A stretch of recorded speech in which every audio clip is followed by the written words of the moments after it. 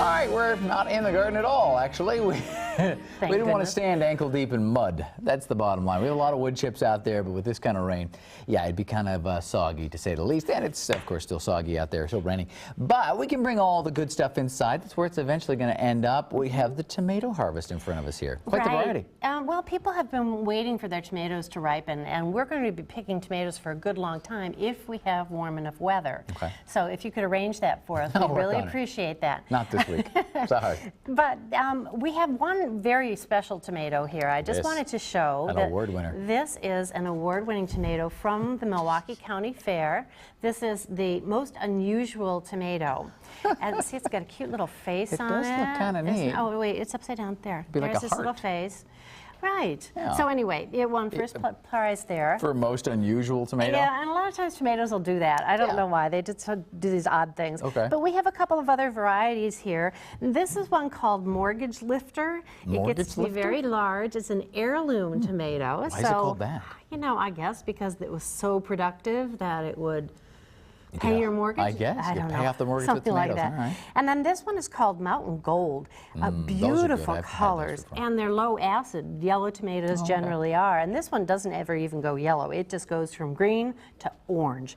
But the thing with both of these, and one that I picked in our garden, is that they have cracks in them. Yeah, they're kind of splitting. And those cracks can go either the long way from the stem longitudinally out, or they can be radial and they can go around in circles.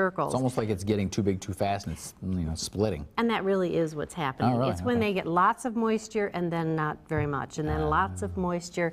But some varieties are just more susceptible to doing that than others. But I did have a lot of people at the county fair stop and talk to me and tell me that they had this problem on their tomatoes Talking this to you is a polite way of saying complaining to you? Oh, commiserating with a fellow gardener. Sure. Well, I mean, but it's just cosmetic, right? It is. It is. So you can just cut that part off and use it. And, you know, something like this where it's just got a few little lines, you're going to cut the center out anyway. So it doesn't make that big a difference. So if you're making, you know, a sauce or if you're canning them or something, it's just fine. Don't enter them in the fair, that's all. Oh, there you go.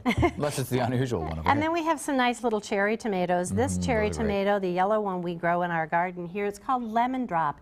And I think it's the best tomato that I have ever tasted. It is spectacular. And after I decided that, I read the literature about it. It is an heirloom tomato, and it won the 2010 taste test at the Seed Savers Exchange. And they have thousands of tomatoes there. Wow. And this one won. Very good. You know, cherry tomatoes are a great way to introduce kids. All of my kids will eat that and not so much this. Very fun, very easy, no preparation, pop them in your mouth. Of course, I tell them they're grapes, but that's another story. No, I don't. But it is. It's good. Kids love those things. All right, thank you very much. We'll be back in about 20 minutes or so. We'll get another update and we'll maybe check the rainfall gauges, see how soggy everybody's garden is.